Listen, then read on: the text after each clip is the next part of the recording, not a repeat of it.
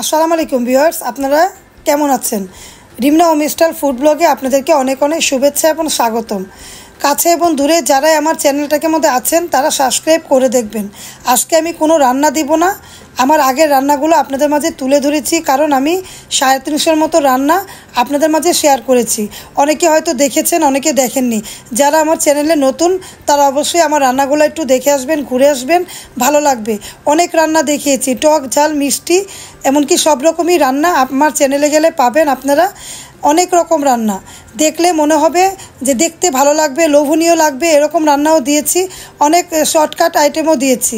আপনারা চ্যানেলটাকে না ঘুরলে বুঝবেন না, আপনারা অবশ্যই চ্যানেলটাকে দেখবেন।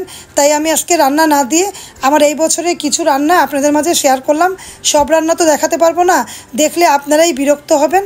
তাই অল্প কিছু রান্না আমি শেয়ার করলাম। আপনারা ভিতরে গিয়ে লোগোর ভিতরে দেখবেন, তখন আপনারা পুরো রান্নাগুলো দেখতে পাবেন। আপনারা যে যে রান্নাগুলো পছন্দ অবশ্যই দেখে নেবেন, ভালো লাগলে আমাকে কমেন্ট করবেন। আর তার চেয়ে ভালো লাগলে আরও কিছু দেখতে চাইলে আমাকে কমেন্ট করে জানাবেন যে কী রান্না দেখতে চান। তাহলে দেখতে থাকেন।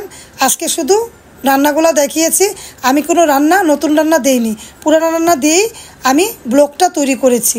তাহলে নতুন ভিউয়ার্স কিংবা পুরান ভিউয়ার্সদের জন্য আমার এই রান্নার ট্রায়ালগুলো দেখতে থাকুন। তাহলে আজকের মতো বিদায়। আপনারা ভালো থাকবেন, আমাদের জন্য দোয়া করবেন, আর আমার চ্যানেলটাকে অবশ্যই সাবস্ক্রাইব করে দেখবেন।